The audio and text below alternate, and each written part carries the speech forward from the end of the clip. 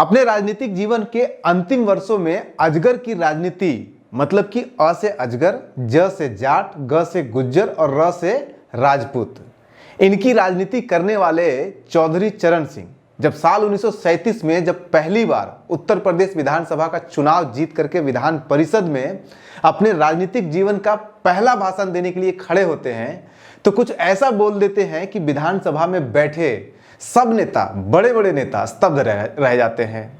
उस समय उत्तर प्रदेश को यूनाइटेड प्रोविंस बोला जाता था और वहीं से चुनाव जीत करके ये पहुंचे थे विधानसभा।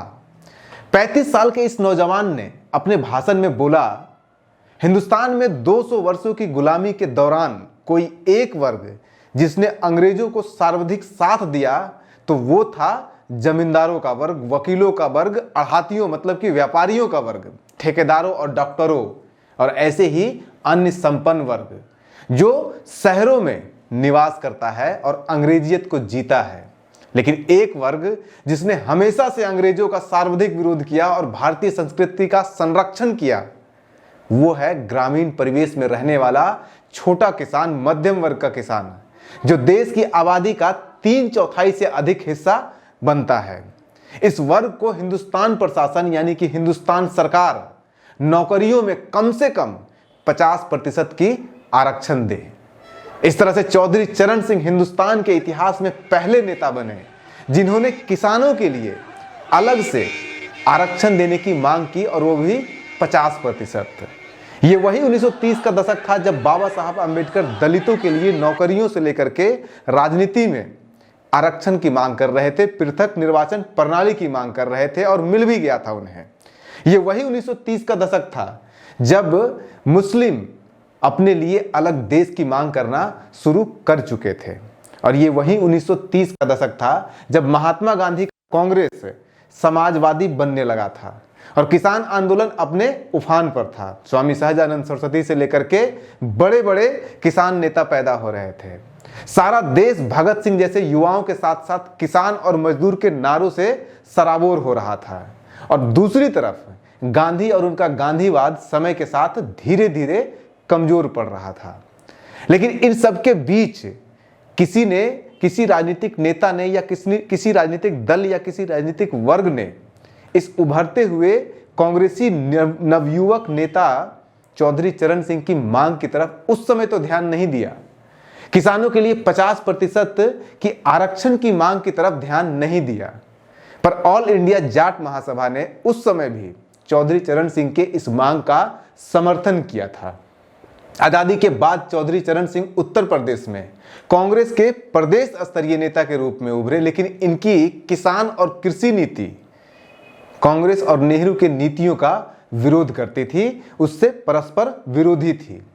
आजाद हिंदुस्तान में पंडित नेहरू की आर्थिक नीतियों और किसान नीतियों का खुलकर विरोध करने वाले चौधरी चरण सिंह को कांग्रेस की राजनीति में किनारे कर दिया जाता है धीरे धीरे और अंततः चौधरी चरण सिंह 1967 में कांग्रेस का साथ छोड़ करके लोहिया और जेपी के साथ चल पड़ते हैं। जब 1960 और 1970 के दशक के दौरान भूमि सुधार आंदोलन, भूदान आंदोलन और हरित क्रांति के साथ जेपी आंदोलन की हवा तेज होने लगी तो मध्य वर्ग के किसानों का देश में, हिंदुस्तान में दबदबा बढ़ने लगा था किसानों का यहाँ की राजनीति में। और इसी बीच किसानों के लिए आवाज उठाने वाले चौधरी चरण सिंह एकाएक देश में इतने महत्वपूर्ण नेता के रूप में उभरना शुरू कर दिए कि पहले साल 1967 में और फिर दोबारा साल 1970 में उत्तर प्रदेश के मुख्यमंत्री बनते हैं। चौधरी चरण सिंह उत्तर प्रदेश के इतिहास के पहले गैर कांग्रेसी मुख्यमंत्री थे। फिर देश में आपातकाल लगा 1970 के दशक के अंत होते होते 1975 में और जैसे सब जेल गए थे वैसे ही चौधरी चरण सिंह भी जेल गए इंदिरा गांधी का विरोध करने के लिए, कांग्रेस के खिलाफ आवाज उठाने के लिए। इमरजेंसी के बाद जब 1977 में लोकसभा चुनाव हुआ पूरे देश में तो मोरारजी देसाई के साथ चौधरी चरण सिंह भी प्रधानमंत्री पद के प्रमुख दावेदार थे।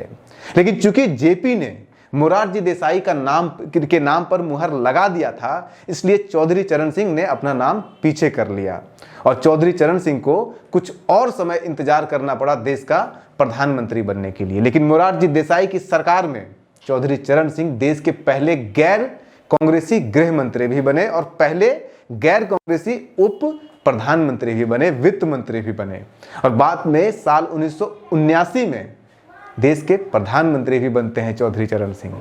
साल 1979 के वित्तीय बजट में इन्होंने किसानों के लिए खुलकर सौगात बांटे। खेत में इस्तेमाल होने वाले मशीनों पर कर आधे कर दिए, आधे से भी अधिक कर दिए इन्होंने। किसानों को दिए जाने वाले सरकारी कर्जे, ये प्राइवेट कर्जे के ऊपर जो ब्याज लगता था, उन ब्याज को आधा से कभी कम कर दिया गया। इसके अलावा किसानों को अलग अलग तरह की बहुत सारी सब्सिडी भी दी गई। फसल बीमा के साथ साथ फसल पर न्यूनतम समर्थन मूल्य भी बढ़ाया गया।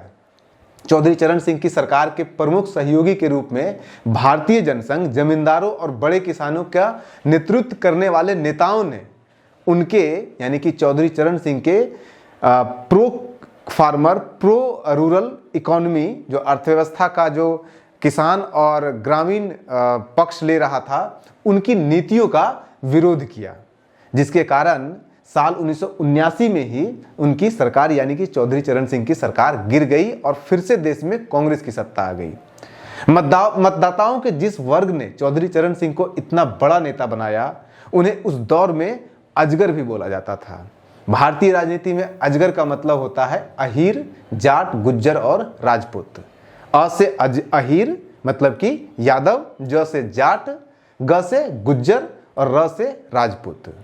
इस अजगर समूह जिसके केंद्र में चौधरी चरण सिंह ने राजनीति किया, उसमें अगर आप राजपूत को छोड़ दें तो बाकी सभी जातियां ओबीसी से संबंध रखती है। भारतीय राजनीति में यह एक नई शुरुआत थी जो आगे चल करके ओबीसी केंद्रित भारतीय राजनीति का जनक साबित होने वाला था, जिसे आगे चलकर मंडल बनाम कमंडल की राजनीति के नाम से भी जाना जाएगा। इसी मंडल बनाम कमंडल की राजनीति में बीजेपी और लालू, मुलायम जैसे पिछड़े वर्ग के नेताओं की राजनीति की जन्मभूमि छिपी हुई थी और इसी मंडल बनाम कमंडल की राजनीति में धर्म और जातिगत राजनीति की कहानी छुपी हुई थी। इसी मंडल बनाम कमंडल की राजनीति के कारण चौधरी चरण सिंह देश के प्रधानमंत्री बने थे और इसी मंडल बनाम कमंडल की राजनीति के कारण चौधरी चरण सिंह की सरकार भी गिर गई थी 1 साल के भीतर। दरअसल जब मोरारजी देसाई प्रधानमंत्री और चौधरी चरण सिंह उप प्रधानमंत्री बने थे तो शर्त के अनुसार जनता पार्टी के सभी सदस्यों को आरएसएस और हिंदू महासभा की सदस्यता से त्याग पत्र देना था, लेकिन जनसंघ के कोई भी नेता आरएसएस और हिंदू महासभा की सदस्यता से त्याग देने के लिए तैयार नहीं हो रहे थे। जेपी के बार बार बोलने के बावजूद जनसंघ के नेता त्यागपत्र देने को तैयार नहीं थे किसी भी कीमत पर। मोरारजी देसाई इस मुद्दे पर जनसंघ के प्रति नरम थे, लेकिन जेपी और चरण सिंह किसी भी कीमत पर जनता पार्टी के किसी भी सदस्य को आरएसएस या हिंदू महासभा का सदस्य बने रहने देना नहीं चाहते थे और इसी मुद्दे पर अंततः जनता पार्टी में फूट पड़ी। चरण सिंह ने अपना जनता पार्टी सेकुलर अलग से बना लिया और कांग्रेस के सहयोग से मिल करके सरकार बना ली और प्रधानमंत्री बने। हालांकि ये सरकार बहुत समय तक नहीं चली। अब जब मोदी सरकार ने चौधरी चरण सिंह जी को भारत रत्न देने का फैसला लिया है तो ये समझने की जरूरत है कि आखिर क्या ऐसी मजबूरी है भाजपा की जिसके कारण भाजपा को उस नेता को भारत रत्न देना पड़ रहा है जिसने पूरा जीवन आरएसएस, हिंदू महासभा और हिंदुत्व का विरोध किया और ओबीसी केंद्रित राजनीति का समर्थन किया। ऐसे ही खबर के पीछे खबरों को सुनते रहना चाहते हैं तो बने रहिए न्यूज हंटर्स के साथ में। वैसे जाते जाते एक और बात बता देते हैं कि इसी साल चौधरी चरण सिंह के अलावा इसके कुछ ही दिन पहले जननायक कर्पूरी ठाकुर जी को भी भारत रत्न देने का फैसला लिया था भारत सरकार ने। ये इस साल ये दूसरा नाम है जो समाजवादी राजनीति के पुरोधा थे। चौधरी चरण सिंह और कर्पूरी ठाकुर के बीच में संबंध बहुत गहरे थे। जब चौधरी चरण सिंह प्रधानमंत्री बन रहे थे तो कर्पूरी ठाकुर जी ने उनका समर्थन किया था। जब कर्पूरी ठाकुर बिहार के मुख्यमंत्री बन रहे थे तो चौधरी चरण सिंह जी ने उनका समर्थन किया था। मिलते रहते हैं आगे के एपिसोड में। नमस्कार।